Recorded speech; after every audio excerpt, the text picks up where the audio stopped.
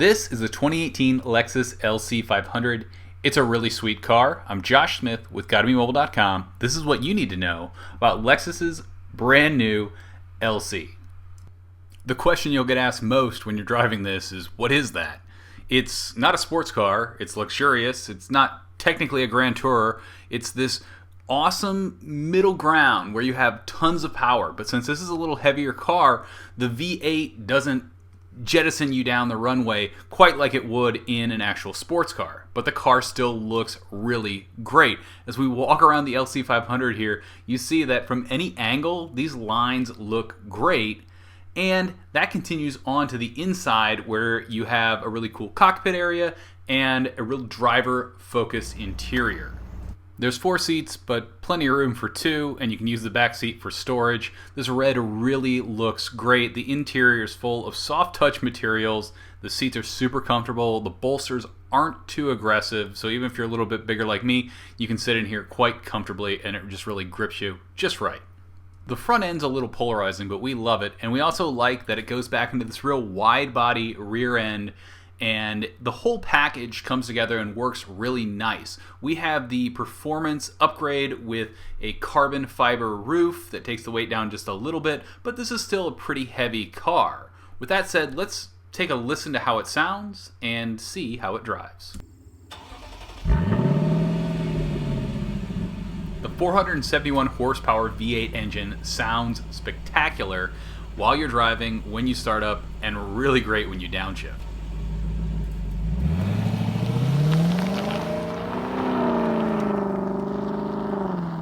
If you roll the windows up while you're at speed, you're not going to be overwhelmed with engine noise, but it's always there when you want it if you want to roll down the windows and really experience everything that this V8 engine has to offer in the auditory department. Now here's how it performs on the road. Even though there's a ton of power, this is a pretty heavy car. That means that you're not going to see sports car level acceleration. After all, this is about looking really good, having a lot of power, a great sounding car, and something that's still fun to drive, but not making a lot of the adjustments or sacrifices that you might make to get a real sports car where you're going to be cutting weight everywhere you can. You have 6 different drive modes: Eco, Comfort, Normal, Custom, Sport, and Sport Plus. These change the steering and suspension so that you get the driver experience you're looking for. Acceleration is good given the car's weight. One catch that you need to adjust to is as you press the pedal down, you're not going to get the same build of power, so it's going to come more as you get to the end and that pedal comes closer to the floor. You may end up squealing your tires a little bit when you don't mean to, but hey, that's okay. In Sport and Sport Plus mode, shifts happen with a snap, and you can get a lot of power by bringing the RPMs just up to over 7,000. That's where full power lives in this car. Downshifting happens just as fast, and it rewards you with an amazing sound. We found ourselves downshifting even when we didn't need to, just because we loved that sharp crack that you heard from the exhaust and a satisfying rev from the engine. Overall, steering is good, handling is nice. You don't have a completely connected feel to the road like you might in a sports car, and if you're pushing the car around some corners, you're definitely going to feel some body roll. This is a heavier car after all. Brakes are very grabby. You'll really like that when you're traveling at high speeds, and don't joke, you're going to. But stopping at city speeds may bring you to a more abrupt halt than you actually plan. You can count on about 16 miles per gallon in the city, around 26 mpg highway, and combined around 19 to 20. This depends how often you're driving in Sport Plus mode and how much of a lead foot you have. The speed-activated spoiler is a nice touch, and it looks pretty cool to boot. Lexus packs in a ton of cool safety features and driver convenience features. You have a pre-collision system with pedestrian detection that can actually stop the car at lower speeds. You have all-speed dynamic radar cruise control, so you can set your speed, choose how far you want left in between you and the car in front of you, and if they slow down, you're going to slow down, and it'll even bring you to a complete stop and then restart.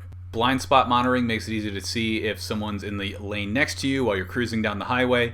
Lane keep assist and lane departure alert with steering assist will actually keep you in your lane using steering adjustments if you start to veer off, and intelligent high beams will activate and give you good visibility at night when there's no one in front of you and you want to go a little bit faster. Inside, you'll find some cool tech in the dash We have a cool dial that moves to the side so that you can see a screen and use stuff, but when you're driving, that goes away and you're focused just in on what's right there. We have a heads-up display that's really nice. It would be great if the RPMs were a little bit more prominent when you're in the higher-end Sport and Sport Plus modes. The screen is really beautiful. It's 12.3 inches, and you can separate two different types of information. So we have a map on the left, we have radio on the right. Now, the catch is that this is not a touchscreen. You have to use Lexus's remote touch to access this. So you're going to rely on this touchpad here, and it gets kind of awkward while you're driving. Lexus did add more buttons and more manual controls that you can toggle and use without taking your attention off the road, but when you need to interact with the screen, it can be frustrating to use that touch interface on that touchpad. Now you can see there's a different kind of shifter. It works out really nice. Takes only 2 or 3 drives to really get used to, and you have a button to turn the speed activated spoiler on and off. There is no Android Auto or Apple CarPlay support on Lexus cars, so you really miss out on that here. It'd be really great to have Waze with police alerts and traffic alerts showing up on the screen here, but that's just not something that's built in. Check out more on the LC500 at gottabemobile.com/auto.